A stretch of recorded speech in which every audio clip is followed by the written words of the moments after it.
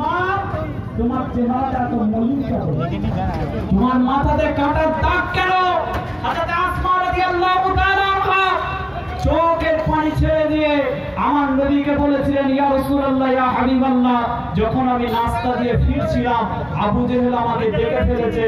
আমাকে দেখে ফেলে আবু জেহেল বলছে, নিশ্চয়ই তুমি তোমার বাপ আবু বকর এবং মুহাম্মাদের কাছ থেকে ফিরছো, বলো মুহাম্মাদের ঠিকানা কোথায়, আমরা তাকে গিয়ে অ্যারেস্ট করব, হত্যা করব।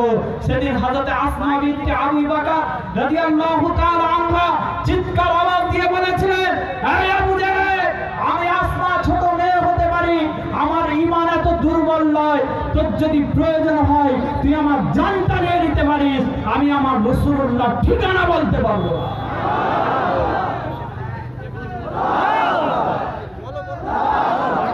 সেই সময় আবু জেহেল চুলের মুঠটা ধরে পাথরে নিক্ষেপ করেছিল, মাথার কপালের একটা সাইড ফেটে গিয়েছিল।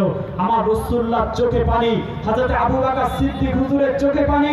হযরত আবু বকর সিদ্দিক হুজুর বললেন, আমার নবী পাক আবু বকর সিদ্দিক হুজুরকে বললেন, আবু বকর, এই দুনিয়াতে যে যা আমার প্রতি অনুগ্রহ করেছে আমি নবী তার প্রতিদান দিতে পারলেও তুমি আবু বকর তোমার গোটা পরিবার নিয়ে যেমন আমি রাসূলুল্লাহ আমার কদমে কুরবানি দিয়েছো, তোমার প্রতিদান আমি দিতে পারবো না, কিয়ামতের ময়দানে আমার আল্লাহ তোমার প্রতিদান দেবে। আজকে নবী পক্ষ নিয়ে যোগী সরকারের বিরুদ্ধে আমরা সভা করছি, এই প্রতিদান দুনিয়ায় কেউ দিক না দিক আমার আল্লাহ আমাদের প্রতিদান দেবে। বলেন ইনশাআল্লাহ, জোরে বলেন ইনশাআল্লাহ। এই প্রফেট মুহাম্মদ সাল্লাল্লাহু আলাইহি ওয়াসাল্লামের নামের ব্যানারকে তোমরা ছিঁড়ে দিলে, তোমাদের জানা নেই মহাত্মা গান্ধীকে ইয়াং ইন্ডিয়া ম্যাগাজিন প্রশ্ন করেছিল, আপনার মুসলমানদের নবী প্রফেট মুহাম্মদ সম্পর্কে কি মতামত? সেই সময় মহাত্মা গান্ধী বলেছিল, আমি প্রফেট মুহাম্মদ সাল্লাল্লাহু আলাইহি ওয়াসাল্লামের একটা জীবনী পড়ে শেষ করেছি, দুটো জীবনী পড়ে শেষ করেছি, যদি আমার কাছে আরো জীবনী থাকতো আমি পড়ে শেষ করতাম।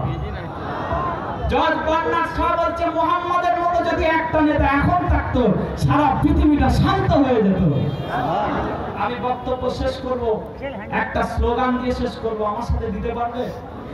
সবাই বলেন দিতে পারবে? পানিতে ভিজে ভিজে দিতে হবে, অসুবিধা আছে? পিছন পর্যন্ত সবাই দিতে পারবে? স্লোগানটা দিয়ে আমি বক্তব্য শেষ করব।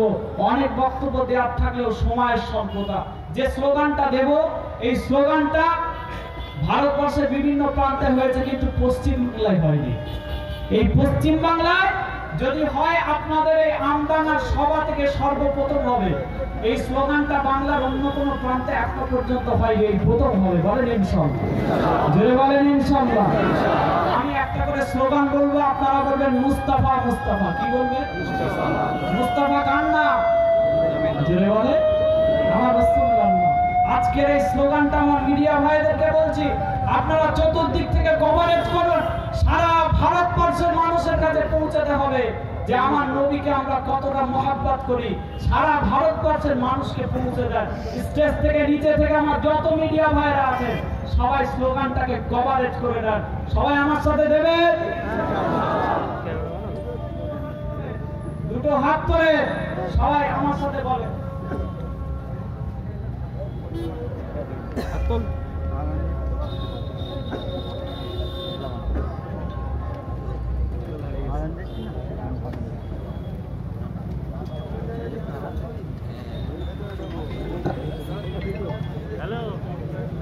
আমার পরে দরবার শরীফে জাওয়াতে রাসূল হযরত পীর জালা আব্দুল হুসাইন হুজুর থেকে এসেছেন, তিনি আখির মুনাজাত করবেন, বক্তব্য আপনারা মুনাজাত করে যাবেন।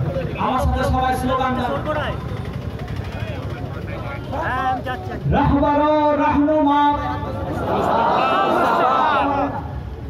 এই আওয়াজে চাল ফুটে ভাত হবে না, সবাই উচ্চ আওয়াজে স্লোগান দেন, রাহবারো রাহনুমা।